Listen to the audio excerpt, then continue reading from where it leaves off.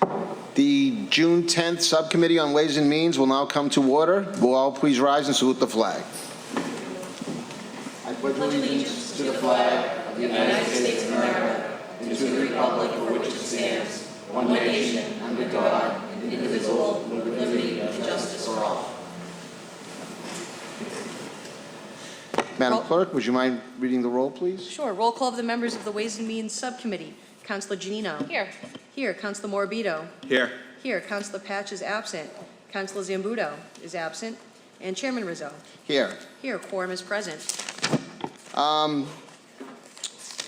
As we do every year, this time of year, the Ways and Means Committee comes together to review the city budget being proposed for that following year. So we're looking at the FY20 budget, and the way we have typically set these meetings up is we have had department heads come up individually on several different nights or afternoons to review their budget, what's been submitted this year, how things went last year, and then once we've had all the hearings and once we've heard from all the department heads, the City Council Subcommittee will go through their deliberations on what they would recommend to the Council as a whole. For the edification of the department heads and certainly for the edification of the citizens, the City Council can only cut. We cannot add to the budget. So with that in mind, I know oftentimes we get recommendations from the public, from department heads, we need more money on this, we need more money on that. That is not within the purview of us as city councilors. The only thing that we can do with the budget is cut expenditures that we feel are either unnecessary or unwarranted. So with that, we will take department heads in the order as they appear on the schedule. And so for today's series of hearings, the first person up would be our city solicitor. But I think prior to that, we have our city auditor here who wants to give us an overview. He had prepared a PowerPoint presentation for last regularly scheduled council meeting, at which point Council President Guanasso had indicated that he wanted it to wait for subcommittee. So Mr. Viskey has once again returned with the PowerPoint presentation. And I think what we'll do, if it's okay with the members of the subcommittee, is we'll hear from Mr. Viskey, and then once he's completed, we'll move on to the department heads that are here. So if you all could bear with me and bear with us as we get the overview, and then we'll go into the individual departments. So with that, Mr. Viskey. Thank you very much. Just wanted to give a brief overview of the 2020 operating budget, and here we go. So for 2020, the operating budget is proposed to be $173,788,426. That is a combination of the city's operating budget, the school's operating budget, and also the fixed costs, which include both city and school. We have two enterprise funds, a water and sewer enterprise fund and a newly created solid waste enterprise fund. The proposed operating budgets for those two would be $29,601,908 with a total budget of around $203 million. So just briefly, we wanted to give a quick highlight of some of the key factors of the 2020 budget. We have made some investments in some of our departments in general government. You'll see some investments in the city clerk's department, assessing, and the strategic planning department to try to improve deliveries of services and plan for the future of the city. We've also made some investments in public safety with some additional police officers included in the 2020 budget, as well as some code enforcement personnel just to keep up with some of the activity in the city. The education, the school budget is a budget in of itself, but we are committed to a first-class public schools. Public Works has been a work in progress. We've been reorganizing the departments to try to categorize each department and what they do and budget within each of those operations, whether it be open space, parks, waste disposal, general administration, et cetera. So those might have a little bit different look than you're used to.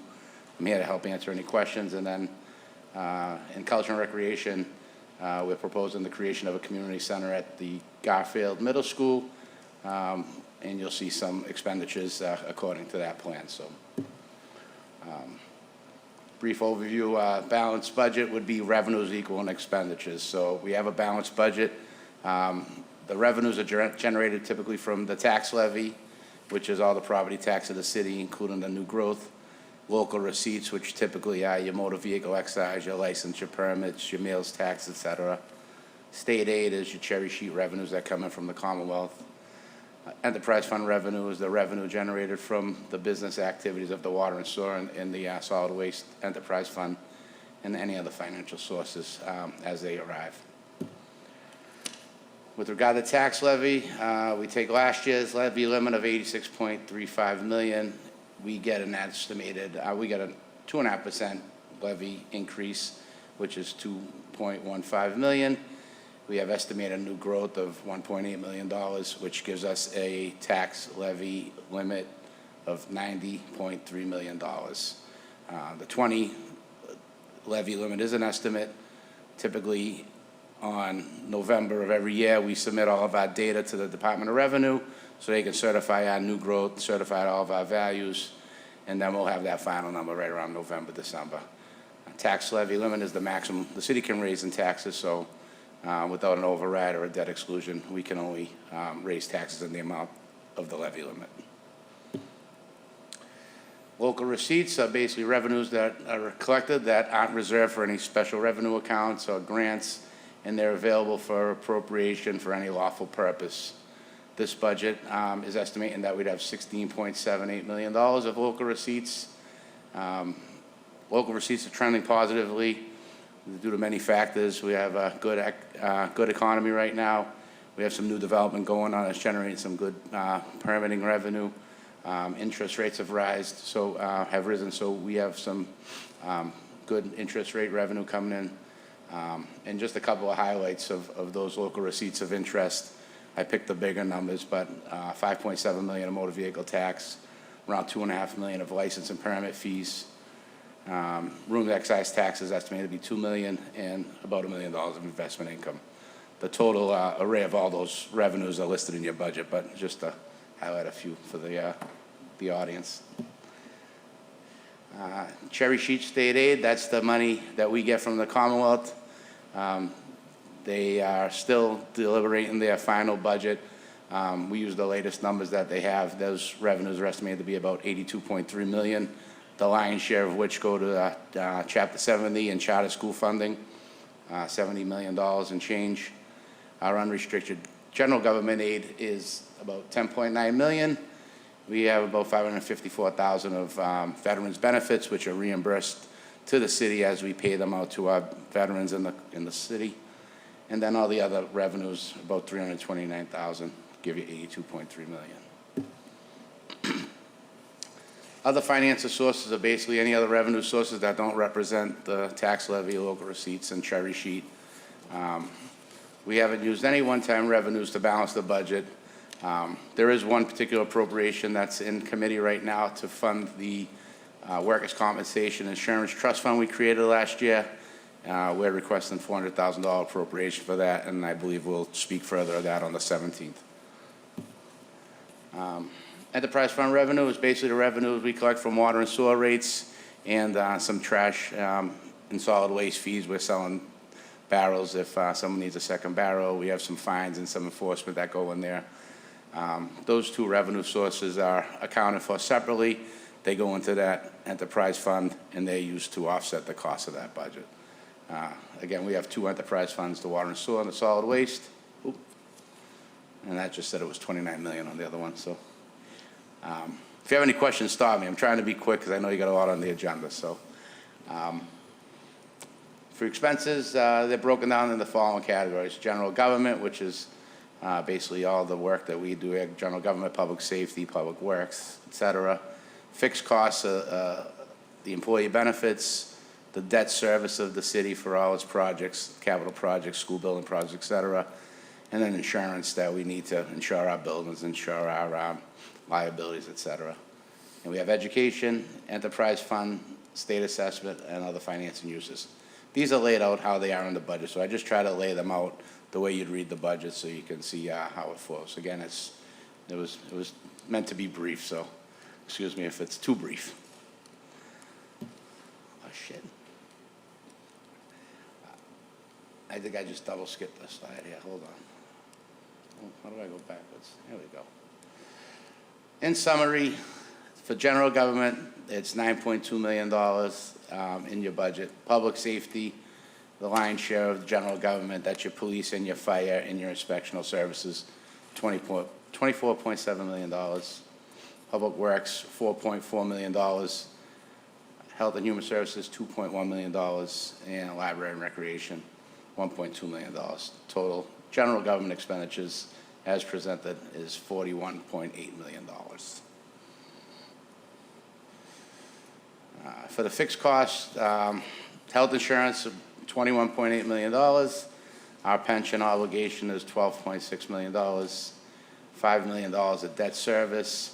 Medicare tax, that's the 1.45% we pay on payroll. That's $1.5 million. And our property insurance is about $1,010,000. So $42.1 million on fixed costs. The school 20 appropriation, $89.8 million. We do our budget for the public schools in compliance with the DESE rules and regulations. The school department is in compliance with DESE's net school spending requirement, and that figure is a bottom line figure. The schools figure how they spend that money within their operation. It's just our job to make sure that we appropriate the amount in compliance with net school spending. And I'm sure they can tell you more about the details of that budget. Again, these requested budgets take into consideration all shared expenses as well, employee benefits, pension obligations, et cetera. Water Enterprise Fund, there's a quick breakdown of the expenses there. Salary of $1.7 million, expenses that aren't assessments from MWRA debt coming at $1.6 million. We have $5.4 million of debt service. That's for all the capital projects going on in the city with regard to infrastructure, pipes and pumps, et cetera. And then the lion's share of that budget is the water and sewer assessments we get from the MWRA. Total water and sewer enterprise fund budget is estimated to be $24.1 million. Solid waste, we have $395,000 in salaries. We have a small expense line of $38,000. Most of our costs are from contracted services for the pickup and disposal of our solid waste, pickup and disposal of our recycling materials. That comes to $3.8 million, and capital, $360,000. That's 12 months worth of payments for the new barrels that have been distributed throughout the city. And cherry sheet assessments, just that, as the state gives us money for Chapter 70 school funds and unrestricted aid, they also assess us money for charter school tuition, retired teachers, pension. MBTA actually assesses us for the services that run through the city. And again, that's in conference committee right now, but the latest numbers we have that estimated cherry sheet expense of $12.8 million. So basically, in summary, it's a balanced budget. It's a responsibly balanced budget. The good news is that all of our collective bargaining agreements have been settled except the police patrolman. And all these settled contracts are funded within the budget. Last year, there were no contracts settled, so salaries were budgeted at fiscal year 18 levels. So some of the budgets that appear to have jumped dramatically is because we had to make up 2 years' worth of raises in that particular budget. Happy to explain that further, but basically, we had to fund 19 through some supplemental appropriation and stuff, but now 20 has all the CBA agreements settled. There is a comprehensive 5-year forecast within your budget, and we've updated that, and we try to use that as a long-range plan to see where we are, coming up with some of the bigger capital projects, high school, fire stations, et cetera. There's a multi-year capital improvement plan is being finalized, and I was meant to submit it for tonight's meeting, but I know the budget, the council deadline is Thursday, so we'll submit an updated capital improvement plan that you can put in your 3-ring binder that will talk about the capital improvements for the next 5 years. You got one last year, but we've moved some of the monies around just to accommodate for some new happenings, and some things have been funded, so you always got to move that around a little bit just to kind of keep up with the demands of the departments, et cetera. This budget's submitted in accordance with the GFOA's Distinguished Budget Presentation Award. Happy to report that we did get notification, I believe 2 weeks ago, that we were awarded that Distinguished Budget Award again, I believe for the 6th straight year. This year, every year I've been here, the second year, I try to give you what that budget looks like once submitted. This year, you have goals, objectives, mission statements, and everything of all the departments, so hopefully you get a chance to read those, and tells you a little bit more about the budget, but we're trying to build it up so that the budget we present to the council is also the budget that we present to the GFOA, so I hope that's helpful, and that's my presentation. So if there are any questions, I'm happy to answer them. If not, I'll let the departments get up here and speak. I just want to, well, obviously you're going to speak as a department head at some point as the auditor, but my question is stemmed from the day that we got the budget, actually. Now, in this year's budget, you had said that the budget was $203 million. Obviously the budget's gone up. I don't know when this practice of not including the cherry sheet assessments and all that wasn't part of the budget, because as I look at it, it's a $217 million budget. If you go back to your letter to the city from June 18th of 2018, you said the proposed FY19 operational budget is $207,092,000. So is there a reason why we've now backed out those cherry sheet assessments and the reserve for snow plowing and not making it part of your letter to the council? Like I say, it was one of the things that jumped out on me, and we've never done that. We've never done that before. You could go back to budget letter after budget letter after budget letter going back. Those have never been excluded, but for some reason this year they are, and I'm just curious as to why that is. Basically, the cherry sheet money and the overlay and such are not appropriated funds. So they're part of the budget, they're in the budget book, but the $203 million represents what would be as part of the appropriation request. If I did it different last year, it was just probably... No, it's different each and every year prior to that, and every budget prior to that. Oh, well, I've done So- 2 budgets, so if I did last year's differently than this year, it was just an error on my part. But basically, I tried to get the $203 million budget number as ties to the appropriation that the city council Okay, is I gonna just give. wanted, because we tossed this word around about, transparency and what the city need, it's plain and simple over here that it's a $217 million budget. It's only semantics. I'm just saying, when you send a letter or the city council receives a letter saying the budget's $203 million, and then you look, no, actually, it's going to cost the city $217 million. That is really the number that we're dealing with for historical perspectives, for us to be able to look at, because it's never been excluded before. I didn't know if this was just something different or how, why, obviously the budget didn't go down by $4 million. No, not at all. No. So, The numbers that $217 million is what's in the budget book. I just took the $203 million appropriate number in that letter. Okay. It wasn't meant to be disingenuous. I really Okay. didn't look that hardly at Okay. last year's number. But again, I'm happy to answer any questions about that stuff. So Thank you very much, Mr. Viskey. I'd like to now call up our city solicitor. He is first on the list. So, Paul, if you wouldn't mind, for the city council's edification, it's section 2, page 54.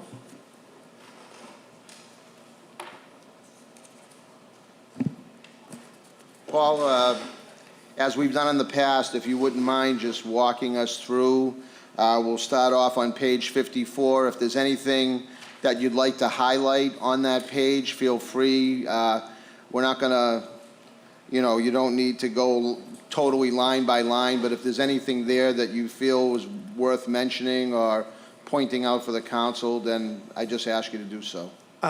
That's fine, thank you, Mr. Chairman. I don't have anything that I want to point out to anybody. The budget is pretty similar to what it's been every year. It's the same categories with pretty much the same expenses. The only thing I wouldn't point out is there was an increase in the license one. I'm also here for the license, and you may not be looking at that, in the supply budget of a couple of thousand to purchase a scanner for the licensing office, because we're going to try to go on a paperless system eventually, and she needed some help with that, some equipment to go back and scan all those old licensing and all those old files that we want to get in the computer. But short of that, and obviously my very light and small salary, there really isn't much to complain about or to point out as anything different. It's pretty standard. It's the same categories. We do, the litigation amount's the same. The judgments amounts, as you know, is the settlement amounts are the same. So I have nothing to add or to highlight, but I'm happy to answer any questions if anybody has any.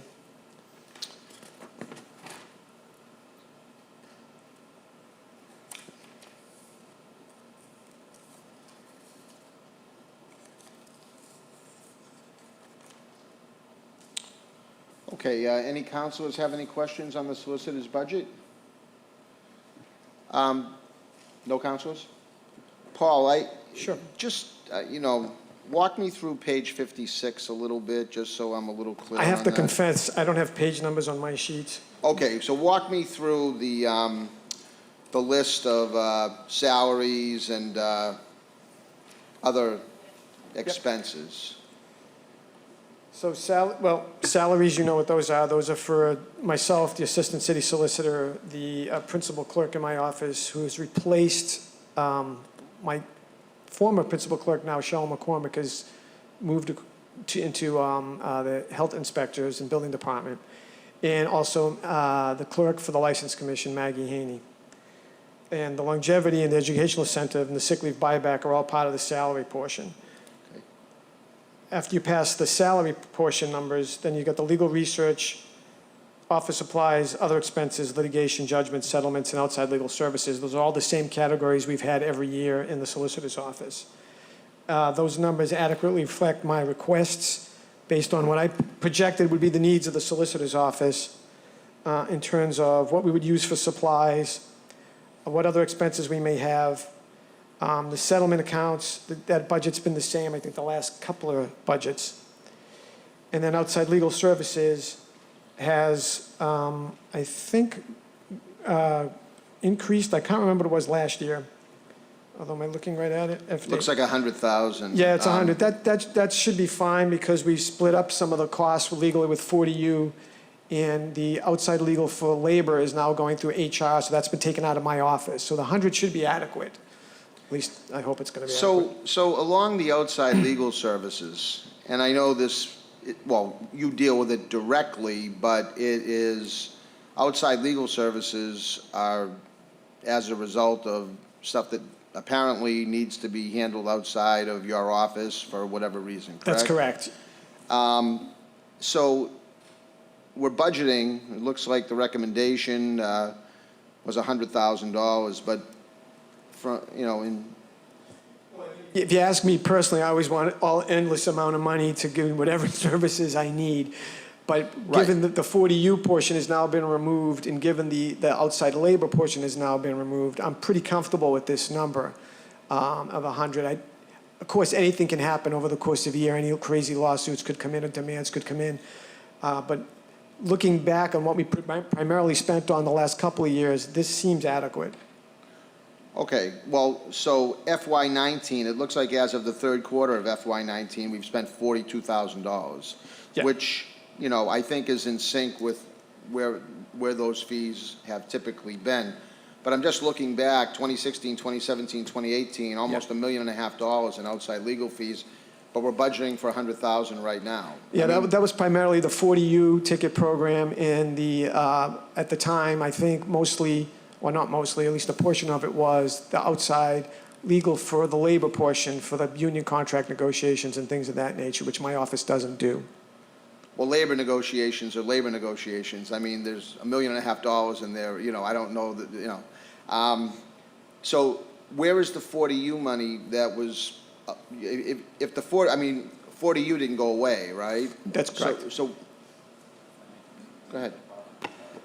Yeah, last year we created our 40U revolving fund, and we designated the revenues from the 40U program into the revolving fund, and those revenues are now used to pay the legal services for those 40U fines. And so where are those legal services, and where is that, where can we find out where all that revenue that's being so the revenue generated along with the expenses in the 40U program, where's the city council Yeah. find that? That's in the request for the revolving fund budgets we submitted that went to committee, so we'll be taking that up on the 17th.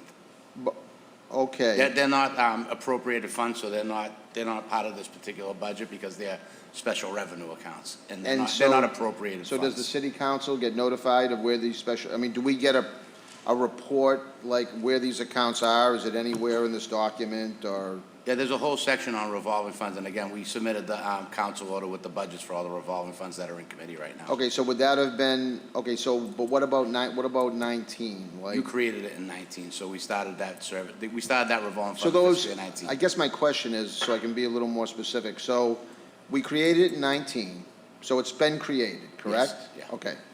So if we go further into this document, we'll be able to see expenses related to 40U and revenue generated by 40U?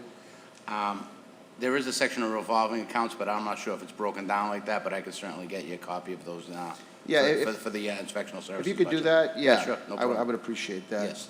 All right, if nobody else has any questions, I just want to say, Paul, you know, I've said this, I think, probably every year, that I certainly as a member of the council and during my years as mayor, your office does amazing work with limited resources. So just want to let you know how much the city appreciates your work. And, you know, I don't think the average citizen knows what goes on day to day in a municipality and what needs to be dealt with, but you guys certainly do a tremendous job. So Thank you, council, I appreciate that. I want to thank you for that. If there's no other questions, if we want to just run to page 70 while you're up here, because you're representing the License Commission as well. I don't think there should be too many questions about that, but we may as well at least take up the License Commission section. That's section 2, page 70. Yeah, there's only two categories. As I say, the biggest increase rate for that is the office supplies. We usually were budgeted around 1,000. This year, I asked for an additional 2,000 for this piece of equipment that we want to buy for her office. It's a very small budget. Right. Any questions pertaining to the increase in the License Commission? All right, Paul. Thank you very much for appearing, and I'm sure Thank we'll you, be- Dan, and we'll get back to Mr. Chairman Rizzo, and thank you, members of the council. Thank you. Committee. Thank you. Next would be Diane Coelho with the Election Commission. I'll try to get those page numbers for you right. I'm sorry?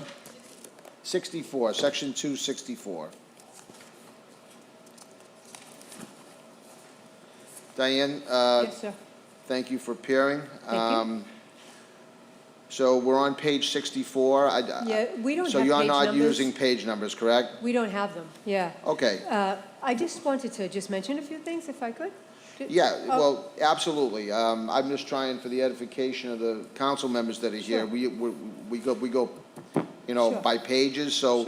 so there's a mission statement, then there's accomplishments, then it goes into goals and objectives. Do you have those pages? I do. Okay, so if there's anything worth noting in those, if you want to bring it to our attention, feel free. If you want to skip by those and move on to, you know, your performance measures or salaries and so on, be happy to hear those, okay? So, Sure, I've prepared a format if you don't mind. Just to let you know, my budget covers 3 elections: the city preliminary on Tuesday, September 10th, the city election on Tuesday, November 5th, and the presidential primary on Tuesday, March 3rd, 2020.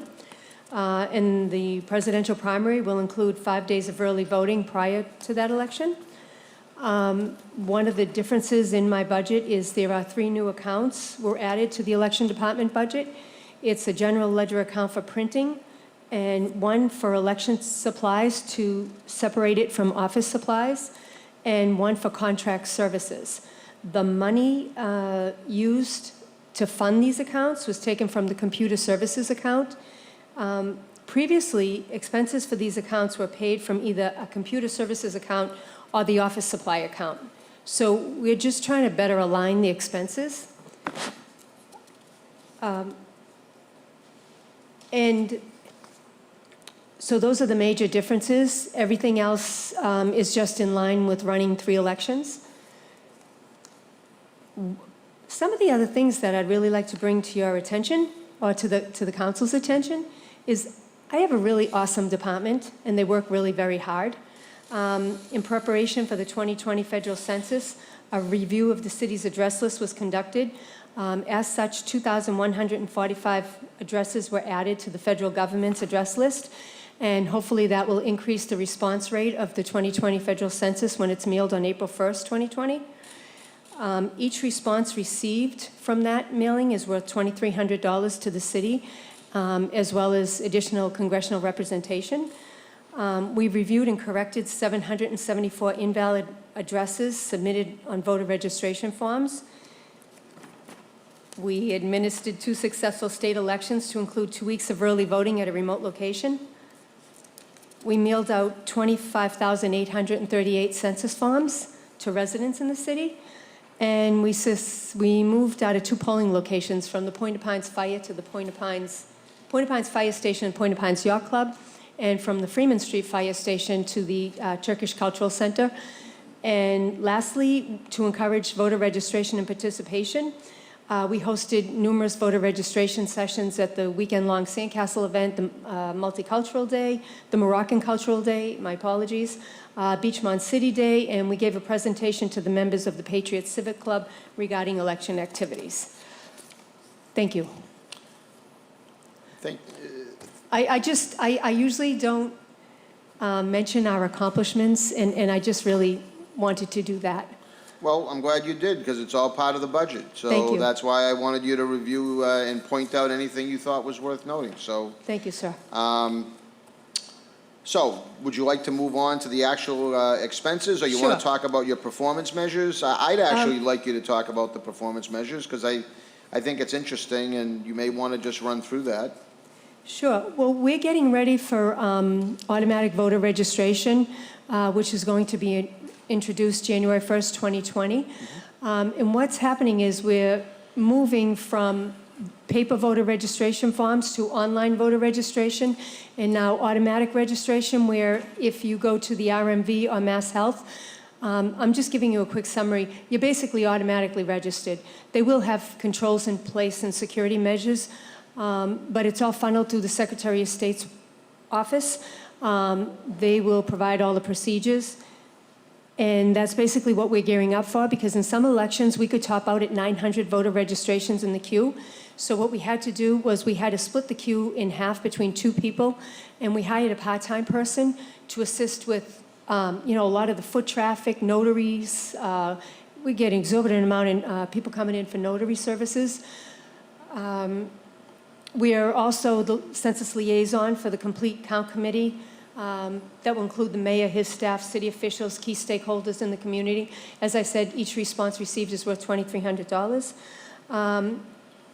We're going to work within the parameters of the approved budget so that the tax ratepayers know that we have them in mind when spending their tax dollars.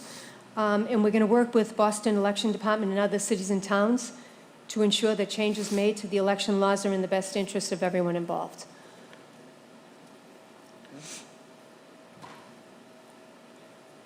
I'd be happy to go over, I know this is a budget meeting, but I thought it was just worth mentioning. Well, We can go over, Yep. sure. I was just going to ask the members, if you could just write your question down so we can go through it, and then I'll open up the council, and then you can ask all your questions at that point, so we don't, I want to kind of keep some continuity going so we can get through this. We got several department heads that need to get through here. So if we could just move into the numbers now. Okay, so we have the other salaries account and the, hold on one second, please. We basically have salaries for the custodians on site and salaries for the school custodians. So other salaries would be any overtime for the staff and for the DPW workers. And then we have the poll workers, and again, all of this covers this 3 elections. So Okay, so other salaries is school custodians and custodians/election, that's the DPW workers. They help me set up, they help me deliver the equipment on election day, they help me break down, they pick up the trucks for me, they work the last day to register to vote for me. I couldn't do it without their help. Then we have rentals. We rent the trucks, we rent the polling places. Postage account is mostly for mailing the annual city census. That's the biggest chunk that we have. Computer services is programming all the pieces that we use inside the machines. Printing and mailing is exorbitant. We have to print the annual street list book. We have to print the census forms. We have to print the ballots in local elections. That's why that's increased, because in state election years, the state prints the ballots. In local election years, we pay for that. Contracted services is, we use that Spanish translation. One second. Where's postage?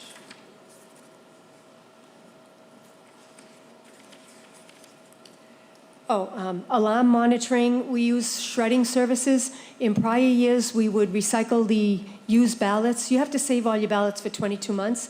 In prior years, we could just throw those in the recycle bin, but the Secretary of State's office says they now want them shredded. So that can be costly. We have to bind the voter registration books, FedEx shipping charges to return the media after each election and to have the media shipped to us per election. So that's contracted services. And then we really wanted to separate the daily office supply account from the election supplies, just so we could get a better handle on what we're spending for each category. Okay?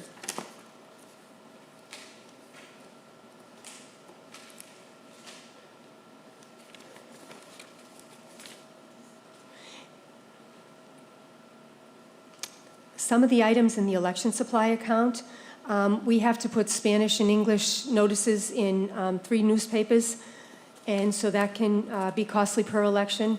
That's actually most of the costs. And when we have early voting sessions, you have to advertise those twice. Once before it starts, early voting starts, and once after the first week of early voting. Okay. So that adds up when you have to have the English and Spanish ads. Okay. All right. Any councilors have any questions for Diane? Council Morbido? Just a quick question. You mentioned that you're going to have a booth set up at the Sandcastle Festival for voter registration. We do every year. We're there all weekend long. How many registrations did you receive last year? Probably about 40, 50. That's not many at all. It is not. It is very hard. And honestly, if we didn't attend, we do it to promote the department and market the department. But honestly, everyone sits at home and registers to vote online, or they go to the registry. You can go to the registry and register to vote. You can sit at home and register to vote. When they're there, mostly it's just to have a good time. But we still, I would take 40, 50 registrations. What is the average amount of registered voters, average amount of voters registered each year usually? Average amount? Yeah, on my page, there's a section here. So I can start from 2016, 4,303 people registered. In 17, that was a presidential election year. And in 2016, we had 6 elections, so that's why it's exceptionally high. 2017, it was 2,061. 18, it went to 2,778. So far, we've registered 888 for 2019. It's really high in presidential election years. Thank you. You're welcome. And I just want to say, I appreciate that you're giving your staff the credit. Every time I go into the election department, everyone has their head down, working hard, but as soon as you walk in there, their head goes right up and they engage the I customers. have a great team. So Thank you, sir. Thank you. I agree. really appreciate that. And I thought it was I needed to tell you what a great crew I have. Thank you. Thank you, Councilor. Councilor Janino? Thank you, Mr. Chairman. Just for the council's edification, those numbers that she was just referring to are the first line item on page 66. It says voters registered, and it lists the numbers that she was just reviewing for 17, 18, and 19. Yeah, the measurements page? Yes. And I do apologize, but we don't have the page That's numbers. okay. And I just wanted to also kind of agree with my colleague, Councilor Morbido. You have a great team, and thank you for sharing your accolades. I think it was very well deserved, and it's a tight budget, and it's definitely things that are needed. So you got a busy year ahead of you. Thank you. Thanks. Point of information. State your point, Council. My question, the reason for my question was because I wanted to compare that. I wanted the viewers do not have access to this budget right now for edification or for their, right now. It will be public, but I wanted the viewers, I wanted to compare these numbers to what you actually do at the festival. And I was wondering if it was even worth going to the festival, but you stated that it was more for promotional purposes, which I agree When I with. go to the festival, though, it's not only for voter registration. I may recruit a poll worker. I may give someone a change of address card, change a party card. I enjoy it. I mean, I think it's a great service to the public. So thank you. Thank you, Councilor. Diane, thank you very much. Thank I you, know sir. how hard that your office works. Our population obviously is growing exponentially, and so I'm sure that puts additional workload on you and your office. So thank you for your Thank you, Mr. service, and Chairman. thank you, and thank you Thank for you. their service as well. Is anyone here from the Conservation Commission? Conservation Commission, any councilors have any questions on the Conservation Commission? That is on page 73, section 2.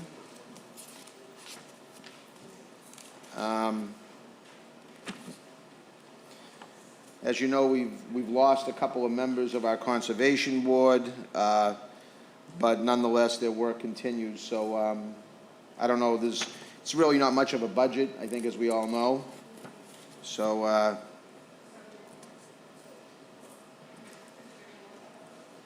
it's a total of, I think it's a $7,000 budget. So I don't think there's going to be much to be discussed or cut. So you want to just move by that and not have to reschedule the Conservation Commission? Yes. Okay, thank you. The Commission on Disabilities, which would be page 176, section 2, 176.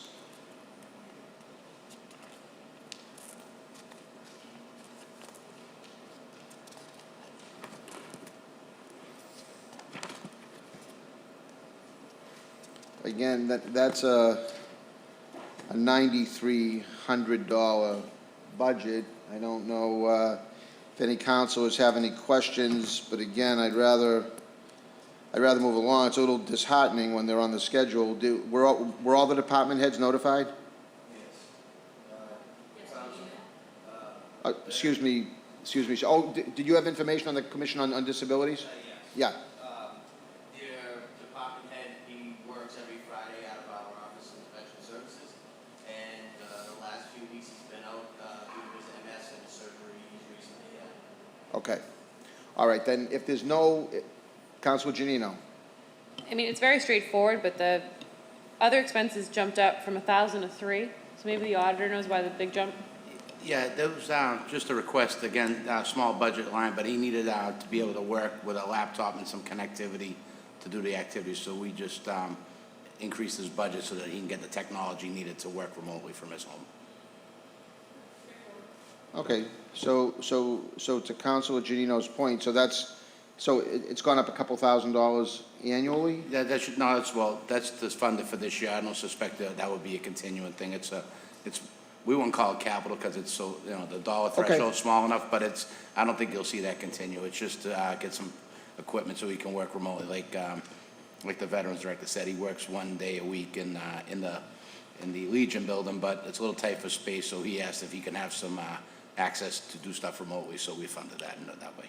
Okay, well, if there's no other questions on the Commission on Disabilities, I don't think that it would make sense for us, unless anybody disagrees, to have it rescheduled and have him appear. So no issues, no suggested cuts or anything like that. Okay, so I just want to because Ralph's not here, I did want to give credit where credit's due. He was successful in getting a $125,000 grant to do a citywide assessment on ADA issues, and that study's going on right now. So I know he put a lot of hard work into it, even though he was out of the office, so I just wanted to give him some credit for getting a $125,000 grant. Thank you for that department. information. Yeah, sure. Thank you, sir. The next one will be Director of Consumer Affairs. How are you, Janine? I'm sorry, this would be page number 181.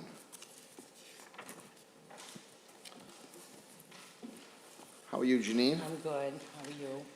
Good, thanks. I know you don't have page numbers. No. We've kind of learned that, so if you just want to start off, if there's, you know, and you may want to talk just for a couple of minutes about kind of what you were able to accomplish in 2019. So I don't think a lot of people understand what it is that you actually do. Certainly, you know, you're detached from City Hall, so a lot of people don't know what type of a resource you are. So it might be good to talk about your FY19 accomplishments, just very briefly, and then maybe some of your goals and objectives All going right. forward.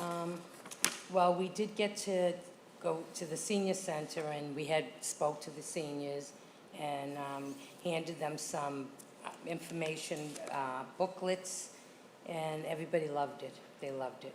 And, okay, I'm sorry. I can hear myself. We distributed the Savvy Senior. It's a guide that features the most common scams that target the elderly. And then we set up information table at the sand sculpture event. And we didn't do too good either. Yeah, they walked by us, but I mean, we did get to speak to some people. Just trying to let them know what our office is all about, where we are. Actually, one of the guys from Boston came down, you know, to answer questions. Also, we were at the city's Fall Festival, so that was good. That was actually what I wanted to do, is to get out there and let people know where we are and what we do, you know. We closed, let me see how many, we opened 333 complaints, we closed 330. But that's, you know, and we brought $168,468 back to the consumers. So we work very hard down there, you know, yeah. And it's only a few of us. So, that's it. Hopefully we continue on. Any questions from councilors? Council Morabito? Mr. Chairman, more of a comment. I just want to say I commend you on bringing forth the Savvy Senior brochure. Yeah, yeah. Because so many seniors each year are Right. extorted money Yeah, from, yeah. whether it's phone scams, door-to-door scams. It's So terrible. I think it's very important to bring that to light, and And- I commend you on the job you're doing all these years. And And they Mr. hate- Chairman, they I don't hate the see robocall. anywhere to cut on this budget, so. Thank you, Counselor. Janine, you know, like I say, I've become very, over the years, very aware of the work that your office does and what a great resource you are to Thank you. so many residents. And it's not just the city of Revere, right? You know, No. you know, like the grant money that comes in covers multiple communities and 11. 11 different communities, and your staff down there, you know, very, very, to say you're understaffed would be an understatement. So, you know, you do tremendous work down there. You know, when you think about 300, 400 cases over the years that you're able to get involved with and solve, that's an awful lot. And some of them are more complicated than others. Absolutely. So, Yeah. you know, I just want to, you know, once again commend you. I think a department like yours can get lost in the shuffle. And, you know, like I say, people don't realize that there's hundreds of people in this community and outlying communities that use you as a resource. I would probably venture to say that you know, a lot of them that do Yes. come to you are from the city of Revere. And Well, so, yeah, yeah. you know, so thank you And- for being their advocates, and thank you for the work that you and your department do. Thank you. I don't have any recommendations myself, Janine, so, Okay, very good. Thank you all. Thank you, Janine. All right. thank you. Okay, that is Consumer Affairs. Our Elder Affairs Director, Steve Fielding, is here. That's page 166. So we can turn to 166.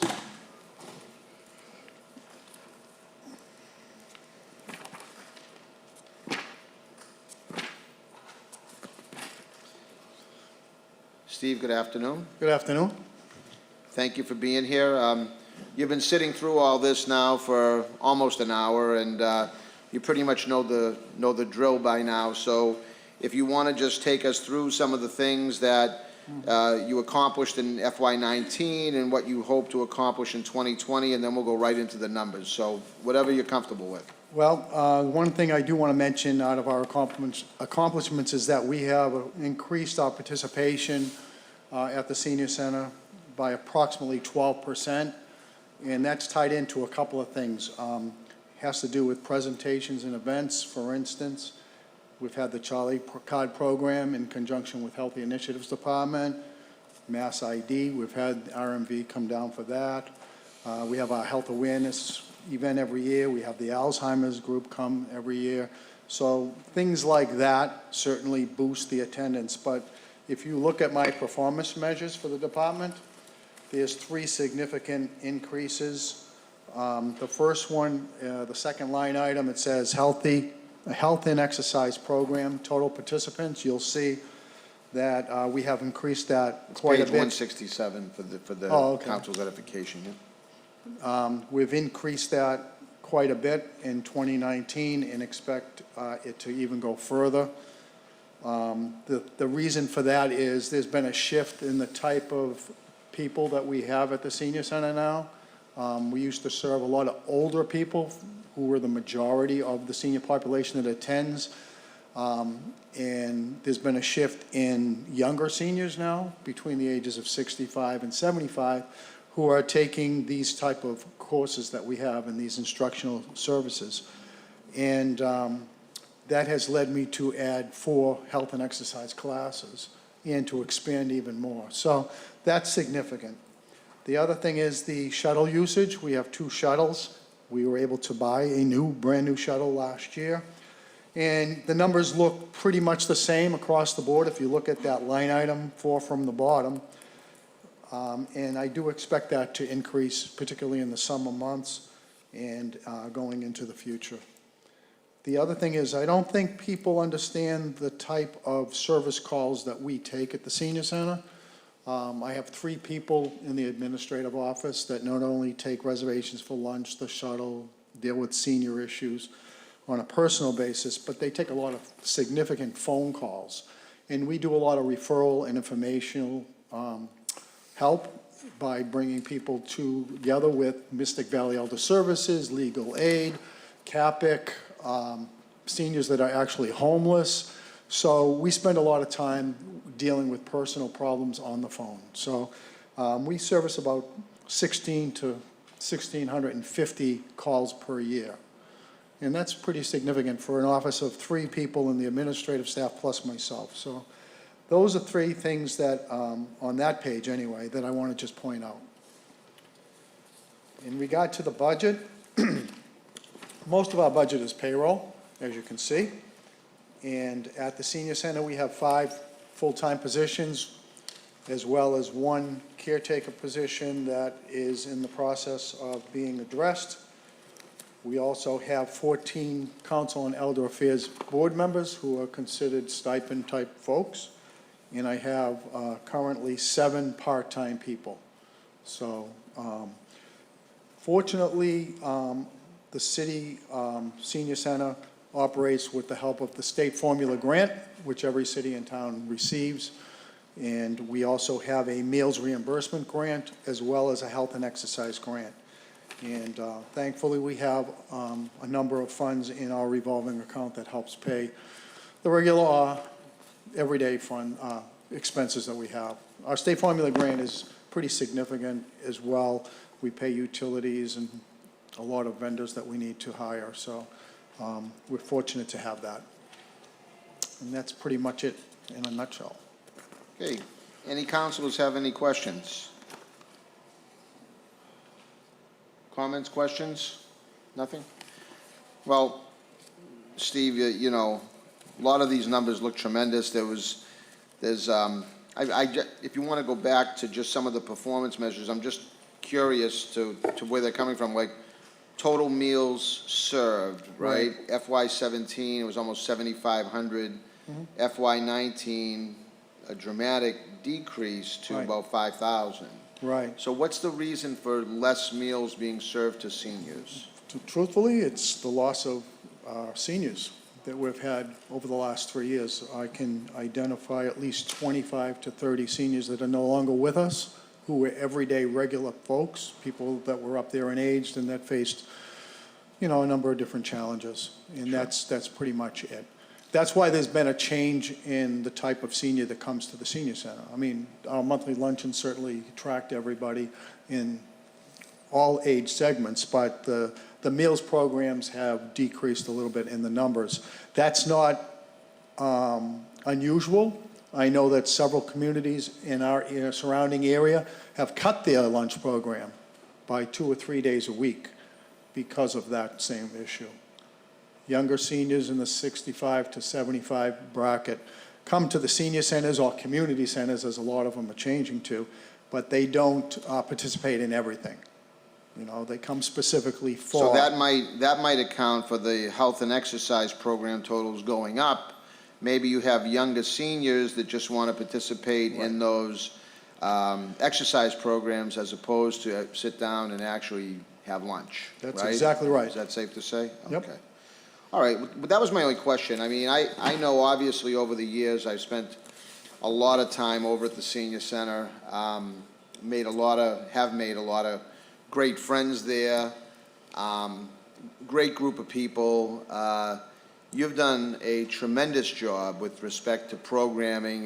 You know, there's a whole new energy level there that keeps them engaged and probably is the reason why, you know, that you've got a 12% growth in your numbers over there, which to me is very impressive. You know, I'd love to continue to try to work with you in providing outreach and, you know, expand those numbers even more because, you know, there's too many seniors, unfortunately, that are either shut in or aren't aware that these services exist.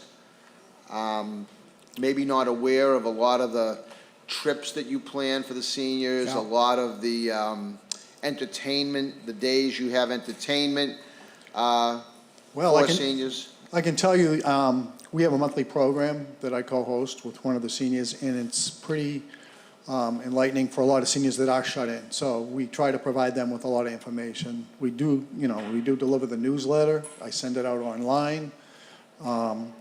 You know, as you know, we're in the media all the time trying to promote everything and to make sure that seniors are aware of what's going on. So that helps too. Right. Well, and again, I think that's why you probably are experiencing that growth that you're seeing, Yeah.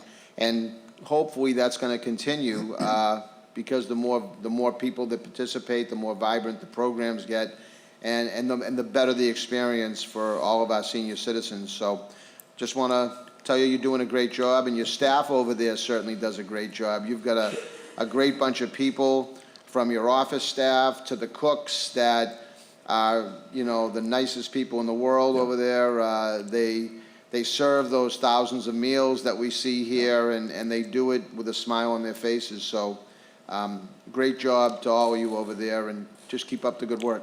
Yep. Thank you for mentioning the staff, and they certainly do make it pleasurable for the seniors, and they work hard. Thank you. Thank you, Steve. Okay. Okay, so we're done with Elder Affairs. Veterans Affairs, page 171.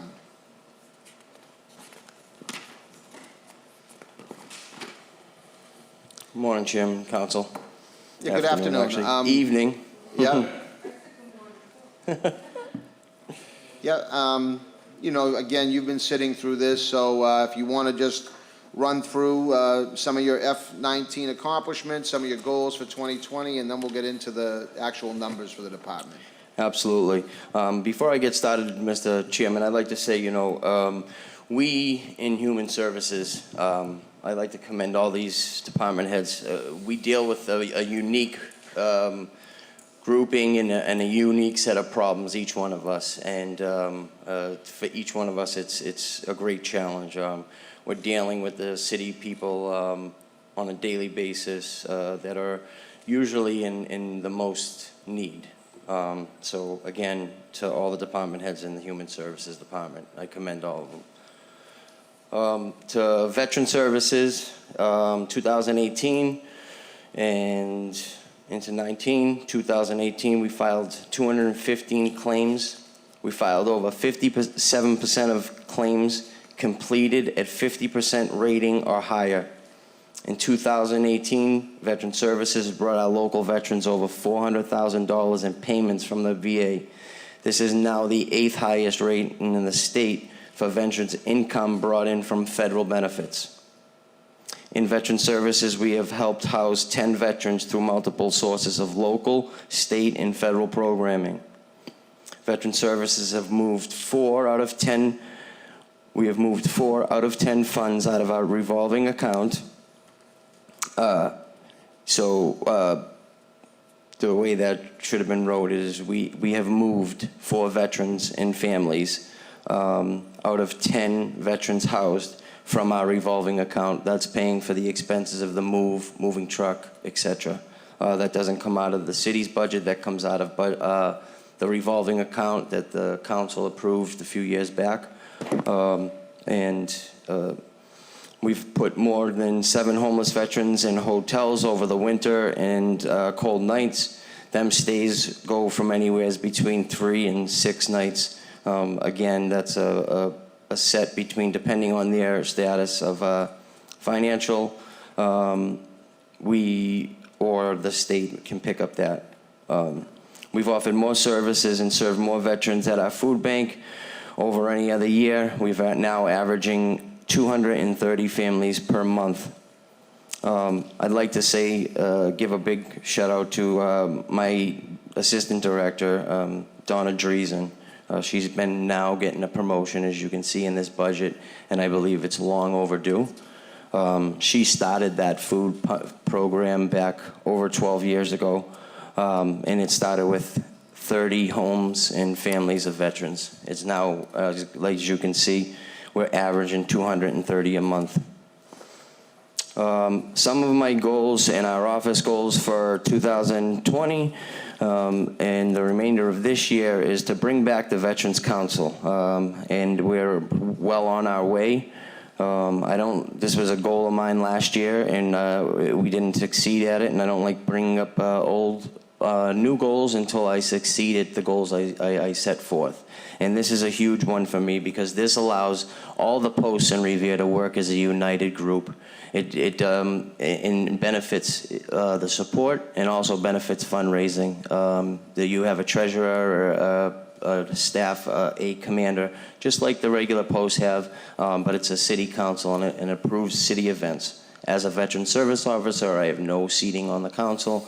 I would be there as a tie-breaking vote and to help push events and whatnot.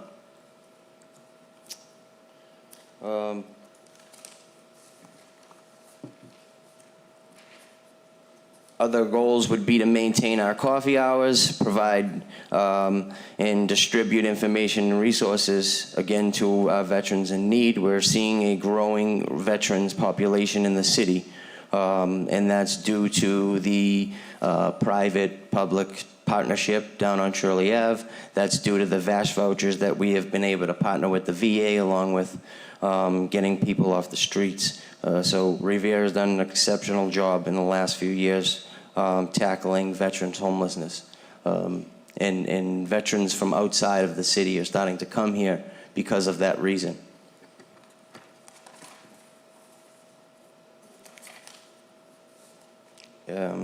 Any questions on any of the monetary figures? and obviously the raise in salaries were due to the budget negotiations and whatnot. And also, we got a raise in our office expense. It went from $4,750 to $9,300. It's been a long-standing tradition that Veteran Services gets the hand-me-downs in City Hall of equipment. So we usually get the old printers and copiers and whatnot. So they're getting outdated. Some are 19, 20 years old, and for that reason, we have upped the budget. We've gotten for toner, cartridges, office supplies.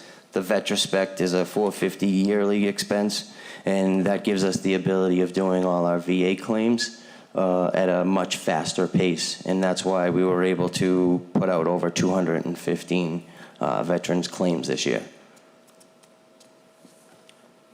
Okay, any questions pertaining to the budget or other questions pertaining to goals and objectives? Nope. You know, obviously, you know, as a veteran myself, Veterans Affairs have always been very near and dear to me, and anytime we can help a veteran in need is a job well done. You know, we need to be looking after our veterans, and you know, it's funny because as much as Massachusetts does, or as much as Revere does, you know, there's a lot of people out there, and rightfully so, they think it's still not enough, you know, and of course, we're always limited by funds, whatever's allocated from the state or the federal government.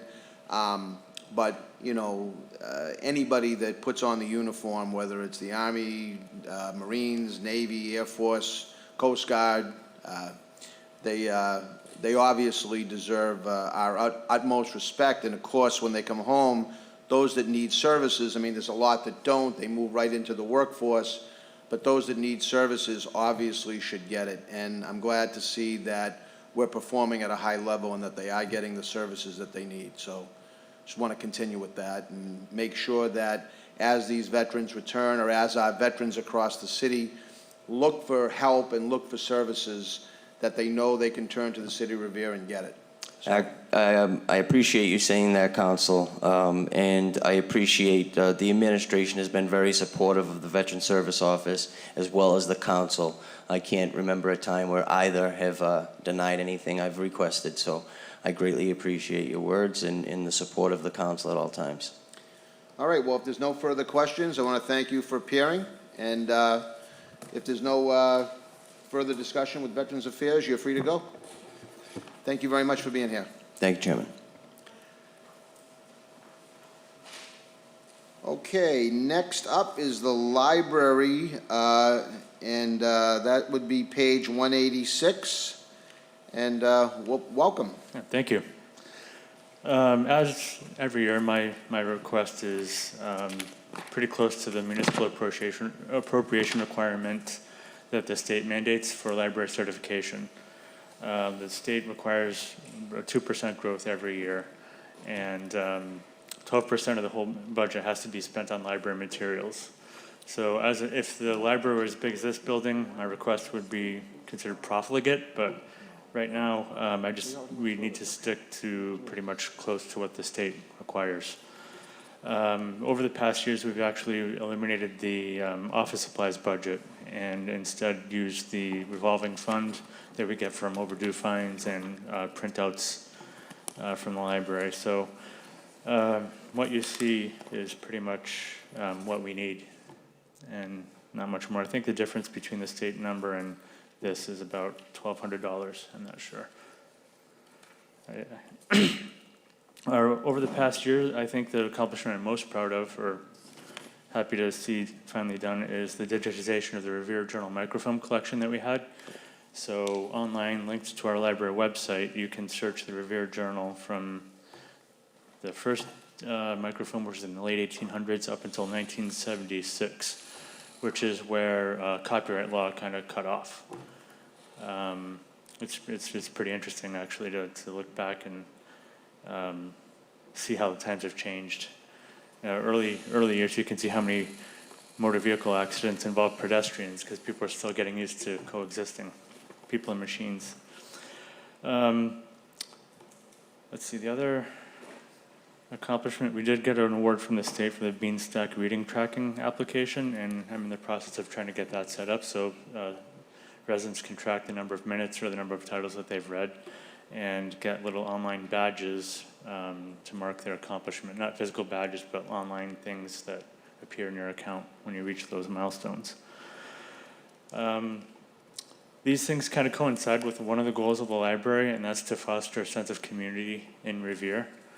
And one of those things that we hope to accomplish by Patriots Day of 2020 is to get a considerable number of residents to memorize all of Paul Revere's Ride. An article went out in the Journal around Patriots Day of this year, challenging the residents by Patriots Day of next year to memorize all 140 lines of the poem. And prizes will be I hope offered. you're not going to start with the city council. It's going to be... No. Okay. That I'm pretty familiar with. Does anybody have any questions?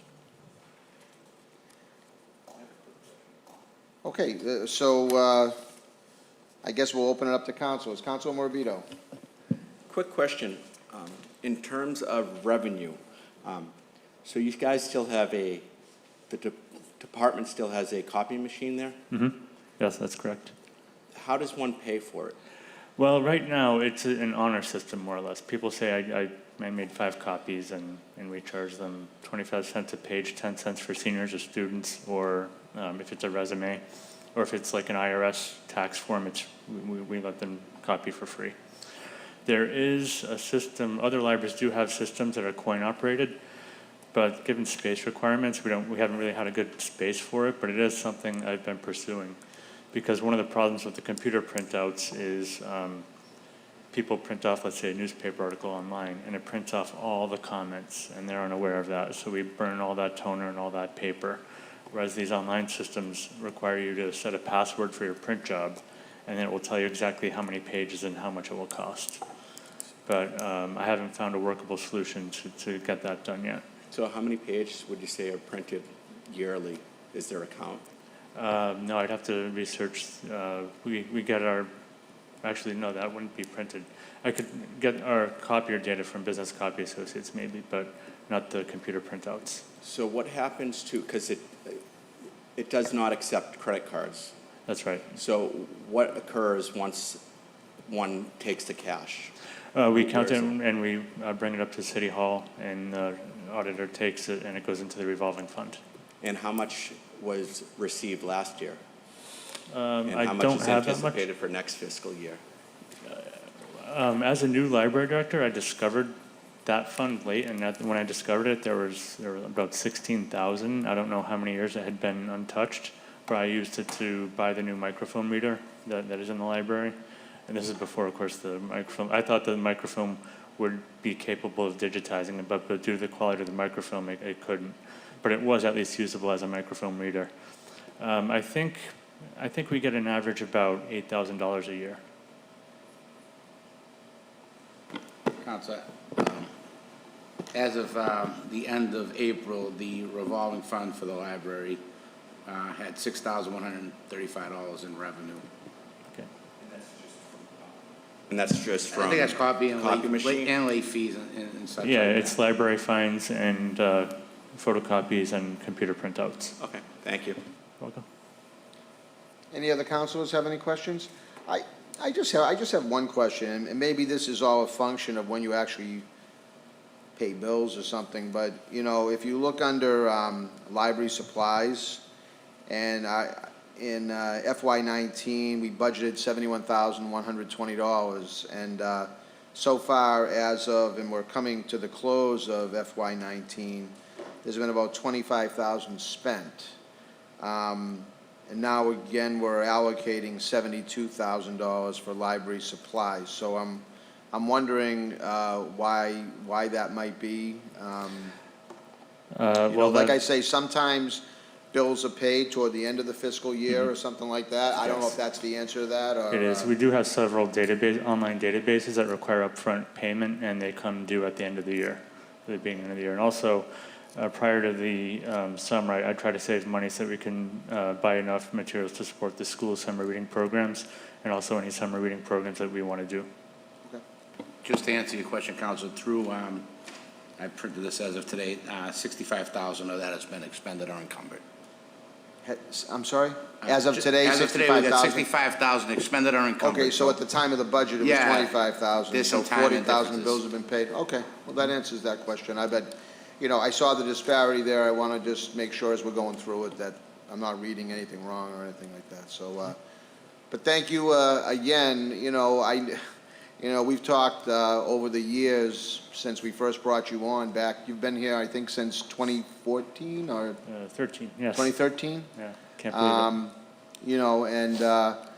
it. I've always looked at the library as something that can be used as this kind of centerpiece for a community, and I've seen some libraries that have been rehabbed really across the Commonwealth over the years, and it is and can be even more so of a great resource for families, especially in a city like Revere, that, obviously, we've got a, high number of low to middle income families that, could really have a real need and could really use a good solid library. So, hopefully that day will come when we can make that investment into library services. I mean, there's so many worthy causes to invest in. I mean, there's not one human service or social service program that the city has that you can really prioritize one over the other. They're all important to the well-being of the community, but certainly the library ranks right up there, and hopefully over time we'll be able to make those investments that'll bring us up to where we probably want to be as a community. Thank you, Councilor. And may I, for one more comment for the benefit of the viewers, we do offer museum discounts. They're not actually passes. Most libraries call them passes, but they're discounts. They allow up to half off for up to 4 people. That's one of the things that you mentioned that especially like lower income families could benefit from.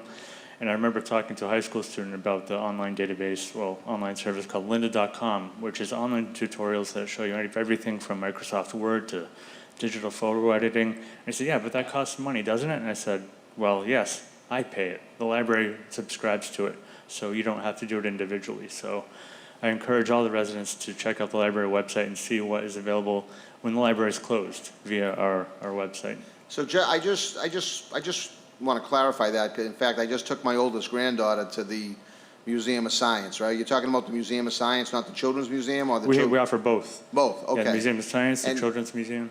And so what kind of a discount is offered? I can't think of it. Some of them offer a flat rate and others offer half off, and I can't remember how much each museum costs, but we have a little print off right at the desk, so. Well, then I that can think be Museum of significant if Science- you're talking half off, because it's Right. not, it's a fair amount of money if you, especially if you're taking multiple kids or Certainly. adults to the Science Museum. I think that's a great resource. I'm glad you brought that up.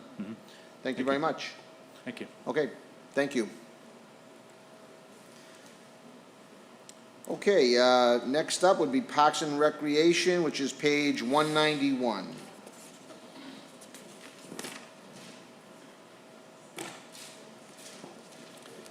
How are you, Michael? Good evening, how are you? I'm doing well. We're cruising right through here. It seems like we're pretty close to on schedule. Okay, I'll try to keep us that way. I'm sure that you will. I have a lot of confidence. Not to be redundant, but obviously, if you have anything that you'd like to point out for FY19, we'd love to hear it. You have any specific goals and objectives that are noteworthy that you want to mention before getting into the numbers? That would be great.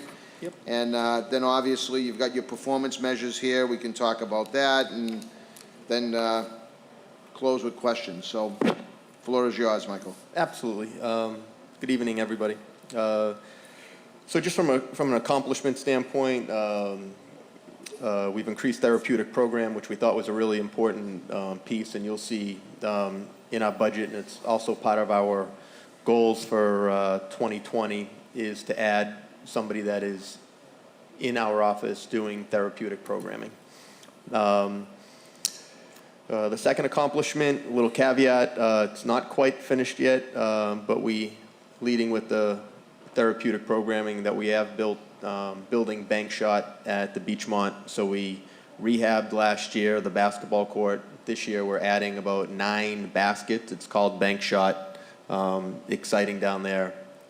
We're having a small problem with some small projects. Seems like the economy is really good and it's tough to get people here on time. So we met with a designer of the court about a month ago. He said he'd be back in touch with us in about a week, and it's been a month and we still haven't heard back. So it will get done very, very soon.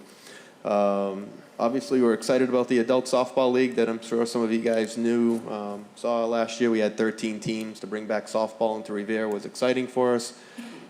This year we have 18 teams signed up. I'm not sure where we're going to put them, but we'll be playing softball and enjoying ourselves. 3-on-3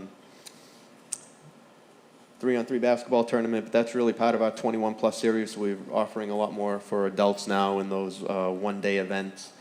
And then the expanded open gym program that went from about 8 evenings in 2017-18 to it says 41, but I think we ended up doing 44 of them. So open gym was pretty successful with about an average of, at the height, 60 to 70 kids every Saturday night, Friday and Saturday night. That will lead me back to some of our goals and objectives for this year. Expanding, and this is really the big one, and you'll see it reflective of what we're asking for this year, but the expanding the department's resource to add a community center. I think we're in full force with that. We'll definitely need some additional bodies for that. Expanding social media outreach. That's our goal every year. I think I've sat up here and talked about it. You know, how do we get people to continue to do? My department does a spectacular job of getting people to our events, which leads us into increased weeknight leisure activities, events in the summer, which we do a lot of, but really it's all year round. Establish that therapeutic program that we just talked about within the department. Expand out-of-school programming for Revere residents, K-8. Focus specifically on that middle school group. We're doing the best we can with that. And another big goal of this year is transition the adult education program from the Revere Public Schools to Revere Parks and Recreation. So.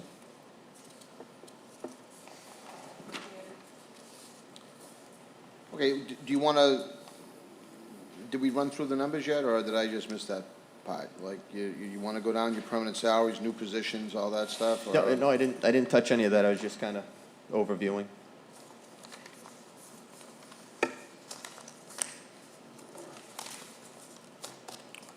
So why don't we start with English as a second foreign language. So that you'll see is the community school coordinator. That was in the school department. It looks like she's coming over to Parks and Recreation.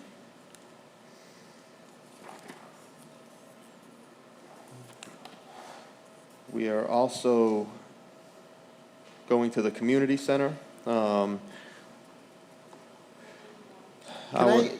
Can I just back up? Because I'm just curious. How did the community school coordinator wind up in the Parks and Recreation Department? That's a great question. Rich can help answer that. Sure. This was, I believe, something that was spoken between the superintendent and the mayor about this one particular individual who kind of ran the community school department at the schools, but it's funded by the city through the Section 19 expense transfers between the school and the city. Right. So trying to coordinate, I guess, what we call park and recreational services, that kind of fell, I believe, more so in city side activity as after-school adult education program. So we basically just reallocated it into Park and Rec Department, but it's really a budget neutral thing because you'll see that these charges have come off the Schedule 19. So I think it's just trying to match the activities of the programs in the Park and Rec Department as one, so. Okay, I mean, I've never, we created the community school back when I was mayor, and I'm just trying for the life of me to figure out how Parks and Rec would be involved. I mean, is there a problem with the transfer, going back and forth from the school department to the city to the school department, or? I don't think there was necessarily a problem. It was just something that was funded through, by the city in its entirety through the Section 19, and. Yeah, but there's a lot that we fund that, you know, we reimburse each other for different expenses. No, I understand. I'm just trying to explain what I think the thought process was. So you thought Parks and Recreation was a good place? I didn't have any part in the decision. I just had the part in allocating the cost, so. Again, it's the same program, it's just located in a different budget, but I can do some follow-up and get you a little more. I mean, to me, it would have been the in-depth equivalent as put them in the parking department. I mean, I don't really understand the correlation between the Parks and Rec and the Revere Community School. I understand. Unless they do some things that involve Parks and Rec that I'm unaware of right now. I mean, So, again, it's, I'll have to get a little more information on the thought process that went into it, but I just wanted to make sure that everyone understood it was kind of a budget neutral. This isn't a new position per se. No, and I'm not suggesting that. I'm No, not suggesting it's additional expense. No, I'm I trying to get- figure out how it wound up in the Park and Rec department. I'll get you, I just don't I'll know. get you more information on the thought process behind it, but again, maybe the superintendent can speak a little bit to it, but I was more at detail into the conversation. Well, I don't think the superintendent we put them in the Park and Rec department, I mean, so, but No, I believe she had anyway. I believe she had some conversation about it. Dr. Kelly, though. go ahead, maybe you Sure. can So I shed some think light one on of this. one of the things that we were trying to do, as you know, the community school program is a wonderful program. It serves the residents of Revere more so than it serves the students of the Revere Public Schools. And I think as part of the longer-term vision around creating more of a community-centric organization and the community school that's going to be in the Garfield, run by the Parks and Recreation, but having a more expanded scope beyond academics and athletics into things like music and dance and trades and crafts and things like that, the long-term vision is to have a more holistic program that this piece with the community school, which serves adults, would move over to there. And I don't know, I can't certainly speak for the mayor, but I think that, Michael alluded to the new program that's going to be opening at the Garfield, and that's really picking up steam. I know I sent an email today to staff for teachers that you're looking for to support that program, is to maybe develop a more holistic community program. And so to move the community school in with that, so that envisioning down the road a day when parents might come in to take an English class while their children are down the hall doing a craft or taking a music lesson or whatever the case may be, it becomes a greater community, family, organizational piece altogether, and not, even though it's going to be right now, because it'll remain, the adult community school will remain in the East Wing at Revere High School, but it's setting the stage for down the road. And in particular, I know that we've talked about when we do have the opportunity to build a new Revere High School, that part of that design process would include these ideas as well. So that, maybe with the visioning of a new Revere High School, a first floor might be more of a community space that people are in and out of all day and all night. And it would have that kind of format where parents are here doing one thing and kids are over here doing another, or perhaps they're engaged together in some way, So I think it was just a first step in that direction of what's going to be the next step for expanding that program beyond where it is right now. Right, well, thank you for that explanation. I mean, like I say, it just seemed like a very, it's not a financial issue, because Yeah. that's the money that was spent last year. That's right. But it's more of why is it in Parks and Recreation? Yeah. I was just trying to understand that, but that's, I think that's the long term okay. coming into the structure. Okay, well, thank you for that explanation. And Michael, go ahead, I'm sorry to have, No, I but, it just struck me when you had mentioned it, that's all. It just, well, we've Go had ahead. plenty of conversations. There's also potential in talking to Fatu some grant opportunities that she didn't have the opportunity to get because she was kind of not associated as a city department. She just kind of floated, not part of the school department, not part of the city. And I think she's missing out on a couple of grant opportunities. So by placing her in a department such as mine, as Dr. Kelly alluded to, that, as we move forward in Parks and Recreation, and all of these leisure activities and this new community center, it's just a fit for us right now. Okay. Okay, any questions from councilors? Councilor McKenna. Thank you, Mr. Chairman. This has nothing to do with the budget, but I've noticed that there is a board on your Parks and Rec. It's a Yep. digital board. Is that going to be for upcoming events? Yep. Okay, that's all I needed to know. Just Thank you. messaging, yep. Yep, Just a thank you. message board, yeah. Thank you. Thank you, Council. Any other councilors have any questions for Michael? Well, Michael, I appreciate you being here.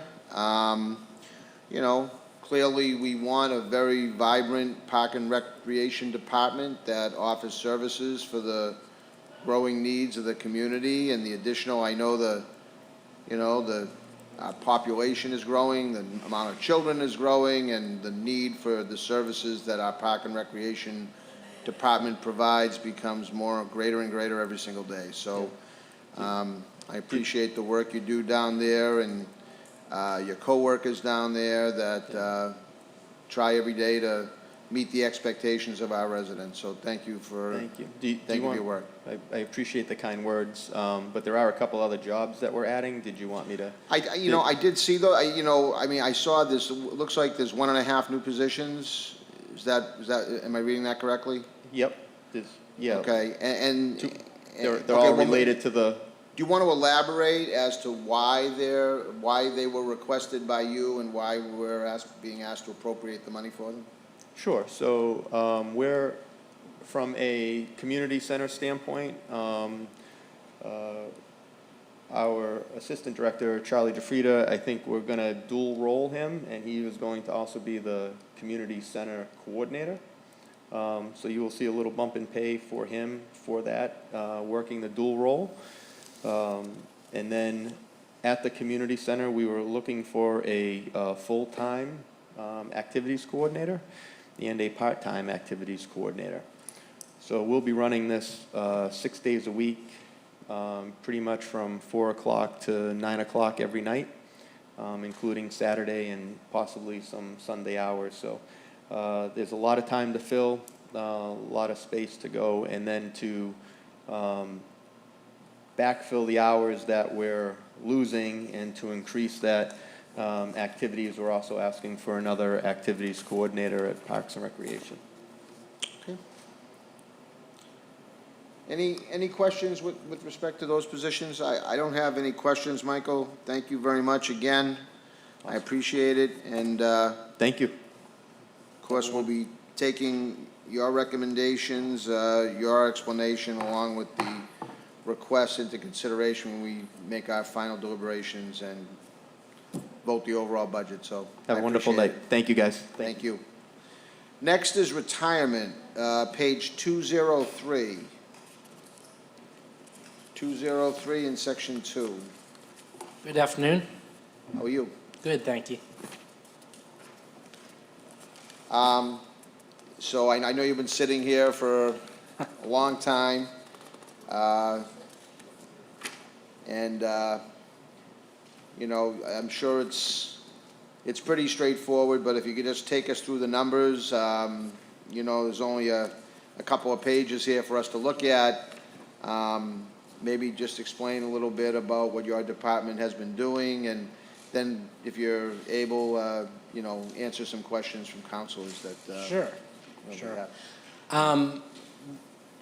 My goal at the retirement system has been, over the last 3 years I've been there, has been to try to professionalize the office, to institute policies, procedures, have things in writing, have every change that's made by a employee or retiree written down on paper so that nothing gets lost, nothing gets misinterpreted, develop procedures so that individuals, for example, applying for a disability are now given a paper which lists the entire process. They then sign the paper so that they're aware of what the process is, what the steps are, so no one doesn't understand what happens when they apply for a particular benefit. We've also done things like scanned all of the files into a computerized database so we can search for any document within the files. We have, thousands and thousands of files, so now we have them computerized. So the goal has been really to just change the way the office operates so that it's in, both a efficiency and a professionalism standard. Okay. All right, and so the dollar amounts we're looking here on page 203 are, you have your couple pages in front of you? I have the So, budget amount, yes. yeah, so the FY19 budget was $11.9 million, right? FY20 recommendation is 12.6. Correct.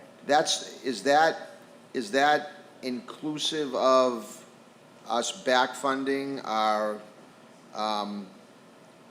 unfunded liabilities? That includes both the normal costs, which is the cost to basically have 1 year of credible service for all the employees, plus the cost of paying off the unfunded liability, yes. Okay, and I think this might be a question for our Director of Finance, but I think our unfunded liabilities are scheduled to be completed somewhere around 2030 or something like that? It's 2032, FY 2032, with the final payment in FY 33. Okay. Do we know what the annual payment for our unfunded liability is as opposed to? Sure.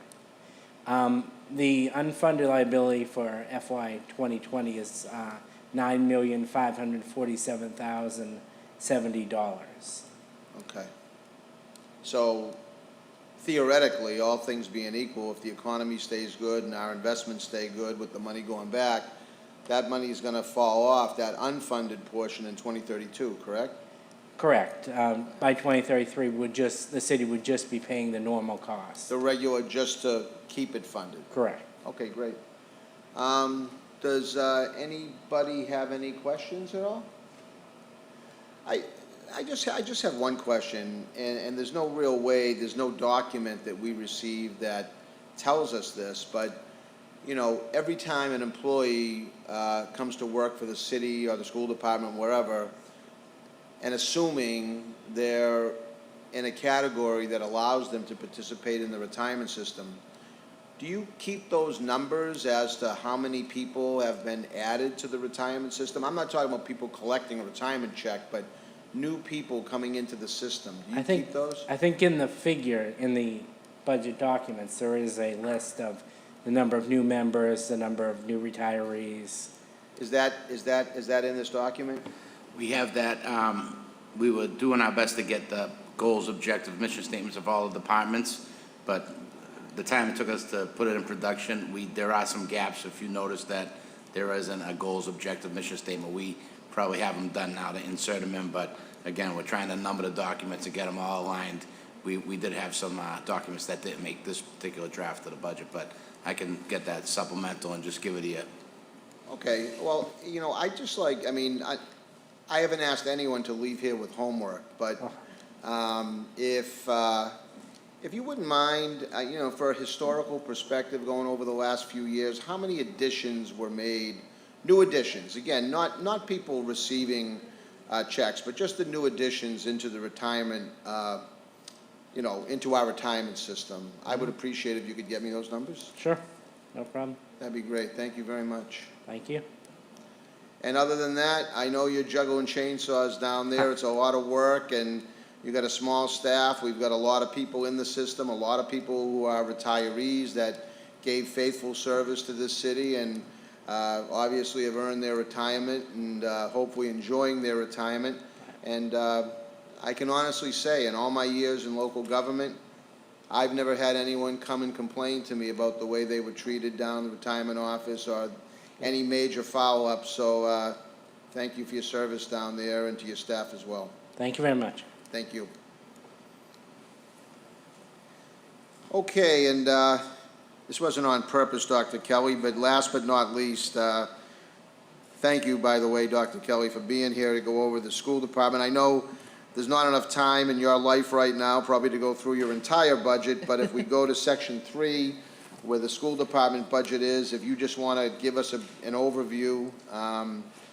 I know that we're, typically, at least we have been, funding to the level that we're supposed to be. We're at net school spending. I don't know if we're above That's that right, now, yeah. or, how that's all working out, but I think that we have always, I think we've always worked tremendously with the school department, and there's always been a great collaboration between the city and the school department, at least for the number of years that I've been here, and I think that's led to a lot of good things with respect to infrastructure, and obviously the school department itself has put out some tremendous students going to some of the best schools in the country.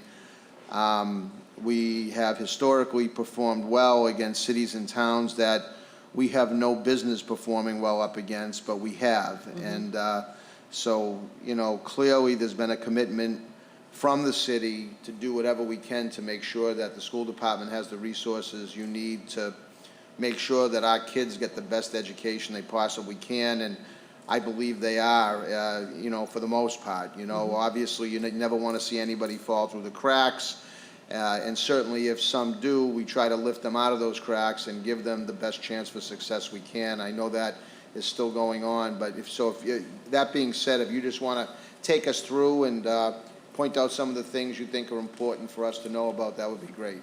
Sure. And so I'll start by saying thank you to the council and the mayor's office for the extra funding you gave our clubs and activities and each school this year. I know that the kids and the adults were all thrilled to have a little bit of a slush fund, if you will, some unexpected money that they could buy new uniforms or new equipment for the athletic teams and go on field trips that they didn't anticipate they'd be able to do. And I still need to compile it. The principals all emailed me, but one of the things they did with the $10,000 that was allocated for each school was actually hold a democratic process and have kids vote on how they wanted that money to be spent. They were given a list of selections, and then every student in every school actually voted on what the priority was, and that defined how that money was spent. So we tried to engage them in a little bit of a civics lesson in order to have the full benefit of that money that you allocated. So I'll get that report to you soon. Excellent. It is the bewitching time of year for the school department where everything seems to be going fast and furious.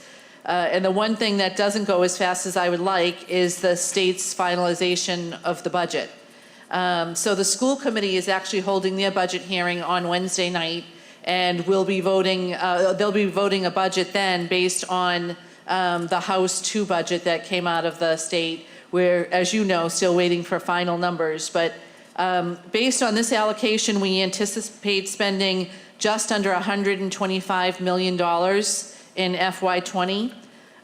The vast majority of that comes from funds either from the Commonwealth of Massachusetts or through various grants, some of which are state and federal entitlement grants. Others are competitive grants that we go out and seek on our own in order to support our budget.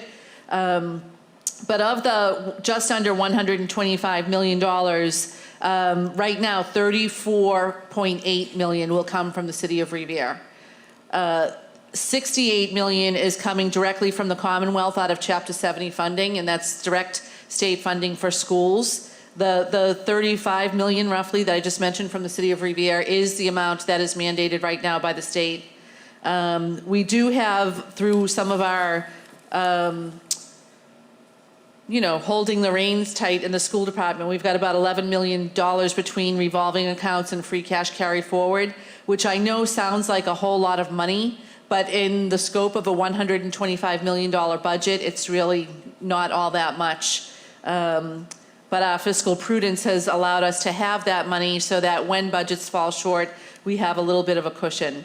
And then outside of that, we have just over $10 million in various grants that we also manage and use to make sure our students have everything they need academically. We don't have any extreme differences in our budget this year from last year. It is basically a balanced budget that's allowing us to maintain level services from FY19 to FY20. So we have no major changes in staffing, no major changes in programming. We're really hopeful that the state is going to come through with a much larger education funding package that will change how things like circuit breaker and student transportation are funded. And if that happens, then we might have some money that we can really talk about what programs are going to change the trajectory for our kids going forward. We don't anticipate we'll hear about that until July at some point. Okay. So. Does anybody have any questions for Dr. Kelly? This has been like the easiest, this is, you know,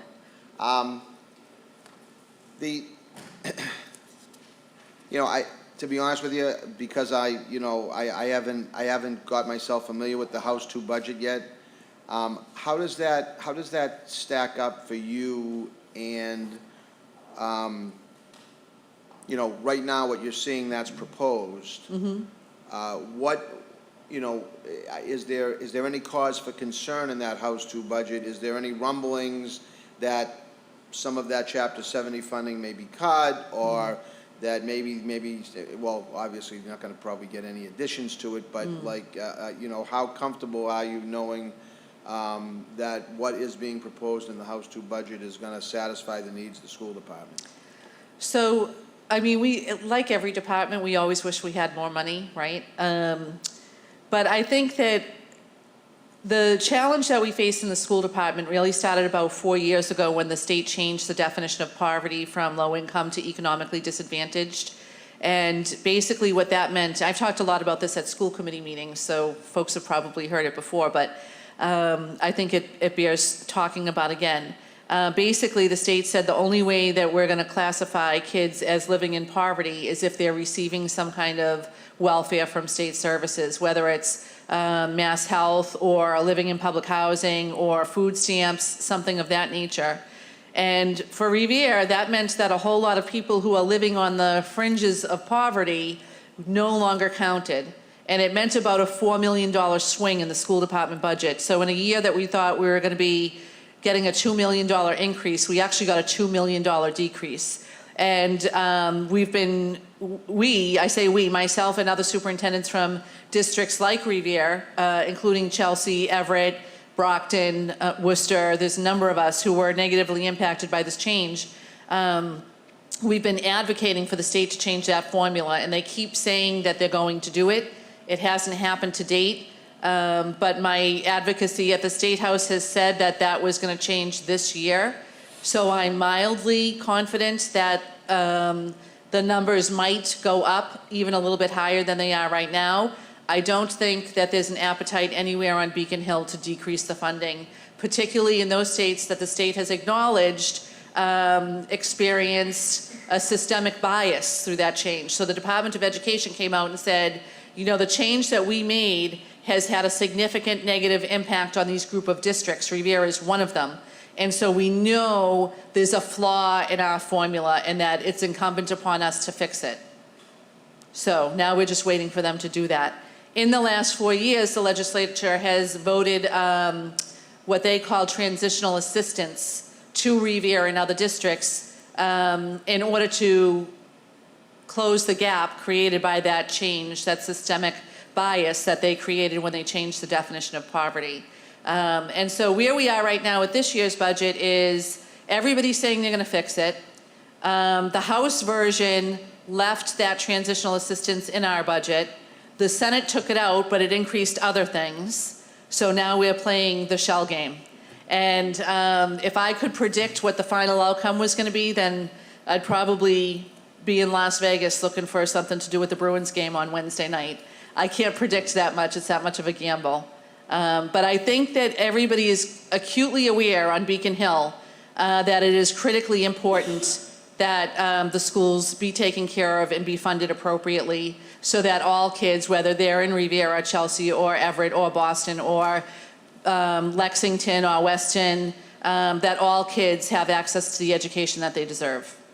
Okay, you know, and believe me, I didn't want to put you on the spot as to where the budget's not finalized at the state level. Yeah. But you know, obviously, we're going to meet our net school spending, whatever that number is, but you know, we just don't know if that's a moving target for us, or if we're going to have to put our heads together and figure out what needs Right. to be done if there was a shortfall in funding. Right. So, just a couple more quick questions. Sure. And it really is not pertaining to the actual numbers, you know, in the budget, but I'm just curious about a couple of things. MGH, now, they have a location at the high school, correct? Correct, yep. And so, can you just go over just real quickly what their role is, how many kids they may see in the course of a day? Does it cost the city anything to have them there, or is that purely MGH that's staffing that location? I've always Yeah. wondered about that, and I'm not really sure what it is that they're, you know. Yeah.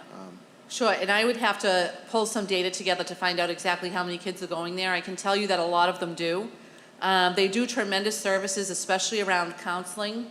They have some different kind of unique counseling programs that they run out of the MGH. It's the school-based health center. But any kid who gets their primary care at MGH can have their care there in the clinic. So if they have a strep throat, they can go in and have a strep culture done and get medication, get a prescription, get all of that stuff taken care of for them right there in the school-based health center. And the health center is open year-round. It doesn't cost the city anything other than the space that we provide for them, and you know, the electrical, and Sure. you can look at that as in-kind return. But recently we put in a new external door for them so that they could keep their services going all summer long. And so when the school is not open, kids can still access the clinic and get their treatment from outside of the high school. And that entrance is just to the right of the main entrance to Revere High School.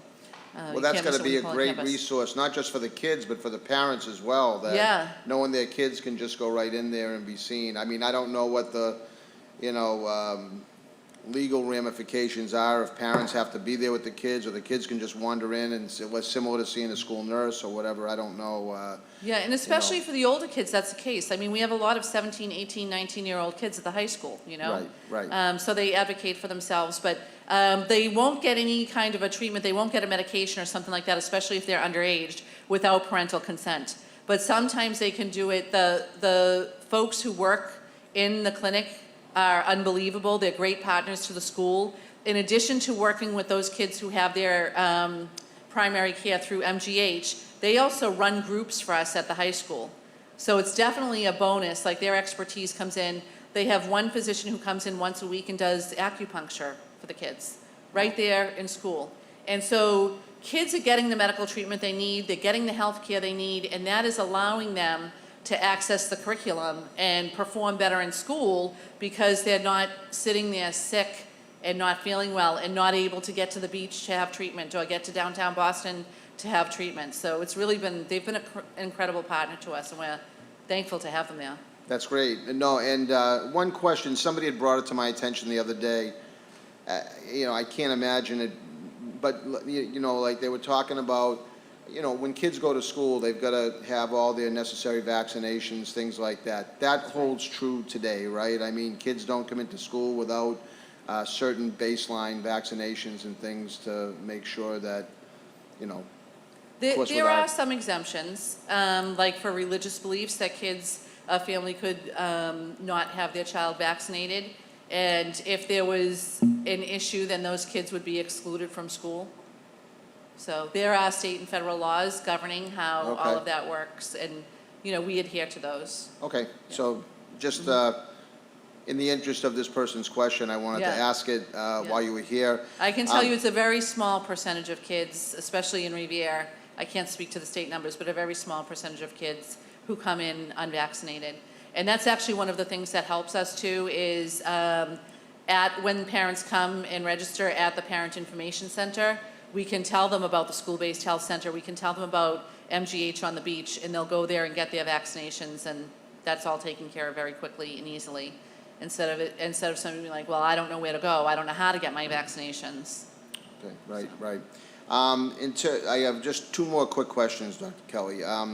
the financial literacy program that was brought in back, I think, 2013, 2014, with, at that time, State Treasurer Grossman. Is that still in play, or was that just a temporary funding mechanism that was put in place? Or do you still offer financial literacy courses for kids? We do. We do still offer it at the high school level, yes, yeah. Okay. And I think that that Grossman's grant program went away, but there's a new one out that's similar to it That's at just the kinda state level. Continued it, okay, Yeah. great.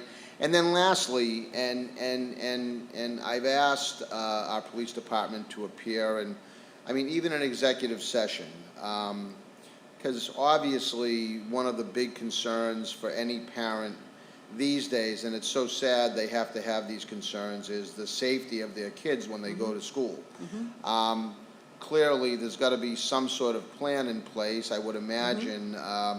I know that back working with Chief Caffarelli, we always took that extremely seriously, and we had, trying to remember the name of the program that I thought we had actually paid for, and I thought was implemented, where teachers could, from their desktops in their classrooms, click a button and notify the nearest police cruiser if there was an incident at whatever school that had requested that assistance. I don't know if that ever went away or ever officially got started, but this is almost I think it's a rhetorical question, but, you know, is there you know, routine back and forth with the police department in terms of school safety, and, you know, are all of our schools taking the necessary precautions to make sure that, you know, doors are locked, only people are in the building who need to be in the building? Is that something that, you know, is being routinely adhered to? Yeah, so absolutely. We still do, and I think that we did these under your administration as well. The joint meetings with both the fire department and the police department, where we call them tabletops. I don't know what the official word for it is, but the reason we call them that is because a group gets together, and there'll be a number of firefighters, a number of police officers, and a couple of people from the school department, and they go to a school, and they sit around a tabletop, and they say, let's think of a scenario. And they sit in that room, and they think of it, and then they come out, and they don't tell anybody what the scenario is, but they enact it, and see how the school responds, and see how the kids respond, and see how the adults respond. So, for example, they might do a building evacuation, but a particular stairwell that a lot of people are used to using is closed. So somebody will stand there and say, you can't get out this way. And everybody's going to figure out, what are they going to do? Where are they going to go? How are they going to get out? And that makes us think about secondary evacuation routes and pieces like that. So we do all kinds of different scenarios and different trainings. We did have a major presentation last year at a school committee meeting where we shared a lot of these details. And one of the things that can be tricky, and there's different schools of thought on this, but is how much of your emergency and safety plans you want to share publicly. Because there is a school of thought that if you give too much information out, then somebody who is ill-intentioned could actually learn from what you're telling, and that could jeopardize kids in schools, right? So we try to, you know, balance that line, but we do those more intensive drills in every school, and in addition to that, we do the more routine ones as well, like the regular fire drill, or you know, just something like that, having occasionally dogs come in and sniff, and do training exercises with the police department that way. We are going to be either in July or August, I have to get in touch with both of the chiefs, but we wanted to update that at a school committee meeting and just let everybody know what all of the drills were this year, and how they went, and what we learned. One of the things that we're working on a little bit more now is having kids, when they come out of a school, not just go to where they normally go when there's a fire drill, and making sure there's some kind of a redirection somewhere else, so that there is that kind of, you know, it's a sad reality, but we're not going to, if something were going to happen, it's going to be really hard for us to predict exactly what would happen, and when it would happen, and what the weather conditions would be, and how many kids would be there. And so you try to really plan for a lot of different things, and really just build people's almost malleability in their mental capacity in a crisis, to not panic, and think about what is the solution, where can I go? And we think that if we try a lot of different scenarios and try a lot of different things, then people will build that kind of on-the-spot reasoning in a crisis situation. I think that's a great strategy, but again, I've learned more in a year and a half. I've learned more right now in 5 minutes than I have in a year and a half. I mean, we want to know, and I by no means would ever want somebody to stand here and explain how the police department or fire department is going to handle a situation, whether it had to deal with explosives or firearms or any really any scenario. I mean, I was asking to go into executive session to talk about these things because we've got, I don't know, 7,000 or 8,000 kids right now in our school system that we all, I mean, clearly, members of the school committee are concerned about, but even though we're not in the school department as city councilors, we're just as concerned about these kids as anybody else. And, we want to be assured and brought up to speed how these kids are protected. And like I say, we've got the same mechanism that you have. We can go into executive session and talk about these things. And I appreciate you sharing just what you have. I mean, like I say, it's given me more information than I've been able to receive in, like I say, the last 18, 19 months. So I appreciate that. And I appreciate the work you do over there, where we continue to be proud of these kids that go on to do great things from the city of Revere. They're the future, as we talk about all the time. They're the future of our city. I've always, I know on a personal level, encouraged these kids to, whether they're going off to college or into the workforce or into the military or whatever it is they're doing, to not have to think they need to leave Revere for greener pastures, because Revere is a great city. It's a great place to live. And, I think the way that we're going to build a strong community and and a strong sense of community is to maintain that continuity and not, no city or town wants to be a transient community. And so if these kids move on to go do whatever it is they're going to do after high school, obviously we want our goal to have them come back and stay invested here. So,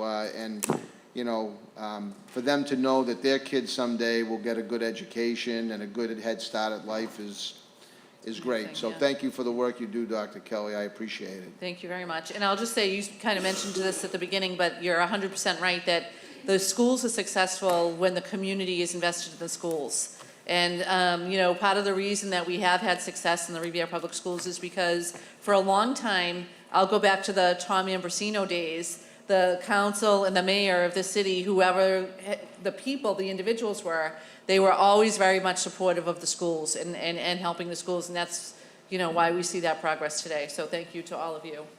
Thank you, Doctor. I appreciate it. Thank you so much. So I know we went a little bit over here. I see Ralph DeChico here, but Ralph, we already took up your budget. I don't know if there's any, we're actually over time, so, we weren't going to suggest or recommend any cuts, and so with that, if there's no questions, I want to thank the councilors for their attention here today, and thank you for bearing with us. I know, like I say, we went a little over. I don't like to do that, but it's good that we have this time of year we can get all of our questions answered that we have. So thank you for your attendance, and with that, this will conclude our first of I believe 3 meetings of our Ways and Means Subcommittee to go over our FY20 budget. Thank you all.